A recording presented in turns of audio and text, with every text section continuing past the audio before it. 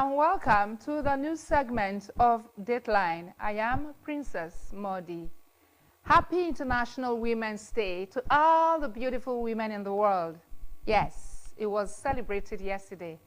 That we're still in the celebration, we're still in the euphoria of International Women's Day. Now, welcome to the new segment of Dateline. The state governor, the Right Honorable Sheriff Oborevwori, has met with stakeholders of Alaja and Obijo communities in Warri Southwest local government area over the age-long land dispute between the two communities. The meeting, which held at the Osubi residence of the governor, had in attendance members of the Peace Committee of the Alaja and Obijo crisis. At the meeting, both parties agreed to live in peace and adhere to the terms of settlement agreeable to both communities.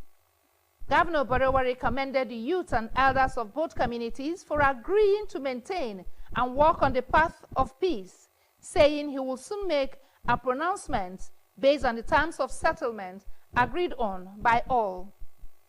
Representatives of both communities thanked the governor for his intervention and subsequent resolution of the age-long crisis. It will be recalled that Governor Oborevwori had, through the State Executive Council, approved the construction of the Alaja-Obijo Road to ensure free movement of people across both communities.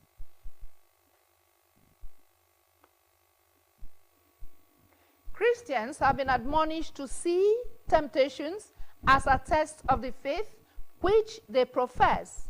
Reverend Father Benjamin Okafor of the St. John Mary Vianney Catholic Church, Asaba, gave the admonition in a homily at today's Mass of the Church.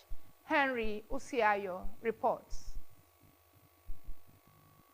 Father Okafor said any Christian who was yet to face temptations in his life had not properly started his Christian race. He noted that despite the status of Jesus Christ, he was still tempted 3 times by the devil, as recorded in the Bible, adding that the temptations of Jesus were an attack on his fundamental missions while he was on earth, and urging believers to be firm in their decision when temptations come. The cleric pointed out that it was a believer's reaction to temptation that was important and not the temptation itself, and enjoined Christians to draw a lesson from Jesus' response to the temptation he faced. Temptation is not a sin, but the simple thing there is what we do with the temptation, and what we do at the moment of temptation.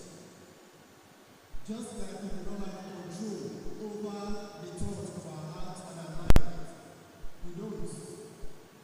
Temptations of Jesus were attacks on all that his fundamental mission stood for.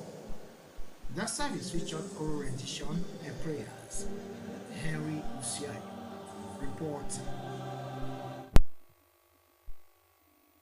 The Senate President, Senator Godswill Akpabio, has cautioned critiques against making uninformed comments on the affairs of the upper legislative chambers, urging the public to understand parliamentary rules before engaging in debates. Senator Akpabio gave the warning when he received a delegation from the Niger Delta Ethnic Nationalities Youth Leaders Forum in Abuja. His remarks followed the recent suspension of Kogi State Senator Natasha Akpoti-Uduaghan for violating Senate rules, a decision that Senator Akpabio emphasized was unanimously upheld. Expressing concern over the growing trend of uninformed commentaries on the mainstream and social media, the Senate President called on citizens to seek the fact before making public statements and to stop misquoting the rules of the Senate. Senator Natasha had, in the wake of a seat dispute with Senator Akpabio, accused the lawmaker of sexual harassment.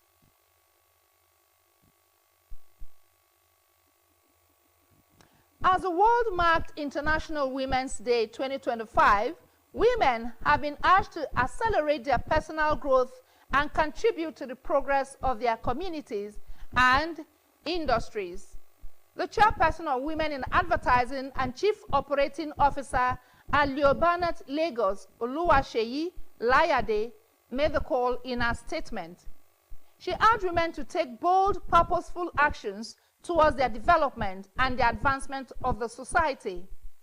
This year's celebration with the theme, Accelerating Action, she said, was not just a theme for the day only, but a mindset to be adopted every day, while urging women to continue advocating equal opportunities, mentoring the next generation, and harnessing the unique creative energy in the advertising industry to drive meaningful change that extends far beyond the workplace.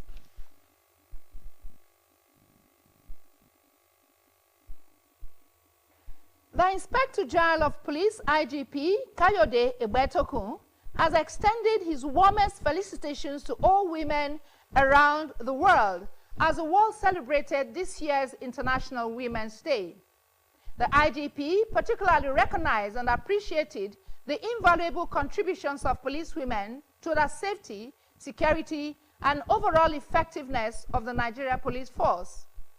According to police spokesman ACP Muyiwa Adejobi, the IGP reaffirmed his unwavering commitment to promoting equality and fostering a more inclusive environment within the Nigeria Police Force.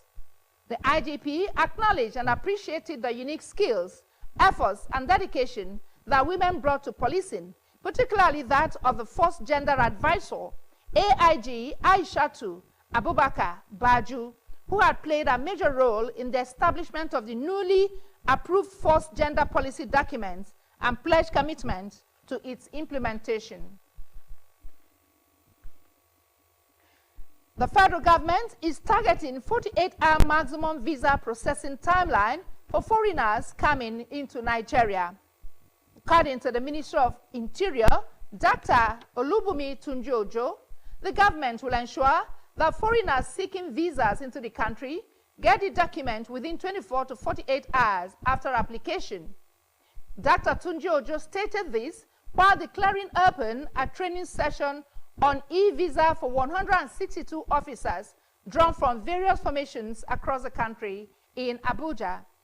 The minister told the participants to buckle down for the task ahead. Speaking earlier, the NIS Controller General, Ms. Kemi Nana Nanda, described the training exercise as significant, adding that the selected officers have been thoroughly vetted.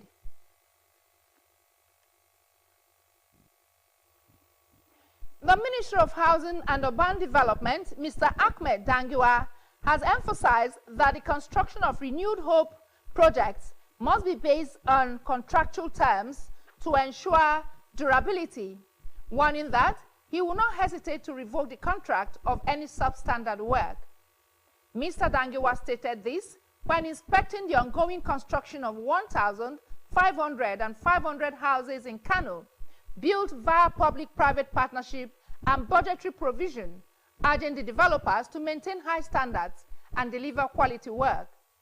The minister warned that poor quality work will not be tolerated from any developer or contractor, adding that such structures will be demolished and the contractor will be made to rebuild as per standard or the contract be revoked.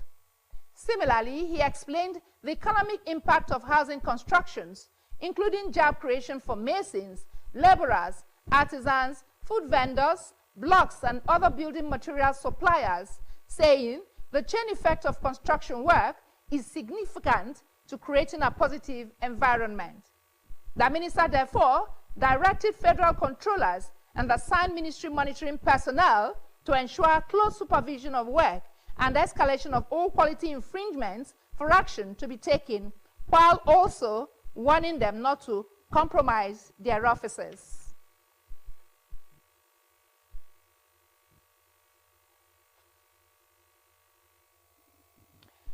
The National Drug Law Enforcement Agency, NDLEA, has uncovered a shipment of cannabis-infused candies intended for sale in a children's store in Lagos. The agency spokesperson, Mr. Femi Babafemi, revealed this in a post on X.com, accompanied by photos and a video. Mr. Babafemi noted that the candies, which were imported and branded as sweet treats for children, were found to contain a potent strain of cannabis, raising serious concerns about the safety of children's snacks. He also urged parents to be vigilant in monitoring their children's snacks. The National Inland Waterways Authority, NIWA, has disclosed that boat operators will now be subjected to drug tests before they are allowed to operate, and just as it announced several penalties for violation of waterway regulations. The NIWA area manager in Niger State, Mr. Akapo Adeboye, who disclosed this during a sensitization for boat operators, traders, and farmers in Kacha local government area of the state, said the agency will be partnering with the National Agency for Food and Drug Administration and Control, NAFDAC, for the drug testing. This, he said, would reduce the recurring boat mishaps that had claimed several lives in Niger State communities, as well as enhance safety and reduce accidents on waterways. Mr. Adeboye said, as part of its enforcement measures, NIWA has introduced penalties for non-compliance with safety regulations, including a 50,000 naira fine for night travel and transporting hazardous inflammable materials or excessive mining sandbags. Other penalties are fines of 20,000 naira for overloading and dumping refuse into waterways, and 10,000 naira fine for failure to use a life jacket. Operating a boat without a valid license or lacking a fire extinguisher, while inexperienced boat operators will face prosecution if found transporting passengers without proper training. During the sensitization, the Waterways Authority donated over 100 life jackets to boat operators, announcing the deployment of waterways marshals and monitoring speedboats to oversee compliance with safety regulations.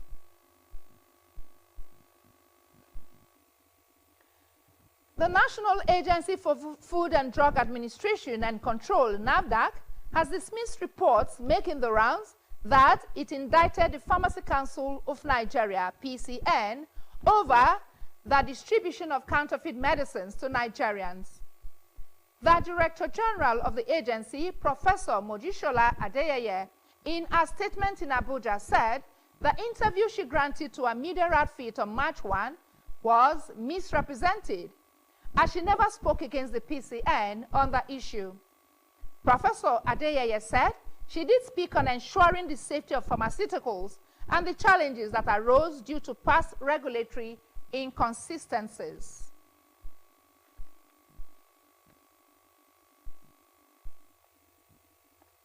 The federal government has converted the Gombe State government-owned General Hospital, Kumo, into a federal medical center.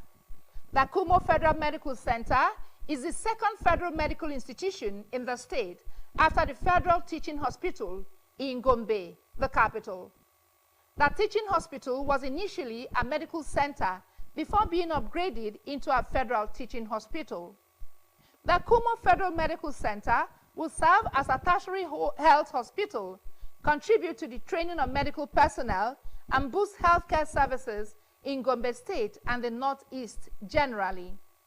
A statement by the presidential spokesperson, Mr. Bayo Onanoga, said Governor Inuwa Yahaya requested the federal government to take over the facility, noting that President Tinubu approved the request given the poor maternal and neonatal mortality indices in the northeastern region and other health indicators in Gombe State. The federal government has adopted Tai Sholari University, TASUD, in Ijagu, Ogun State, as a federal university. Established by the Ogun State government in 2005, TASUD holds the distinguished position as Nigeria's first specialized university of education. It was named after Dr. Tai Sholari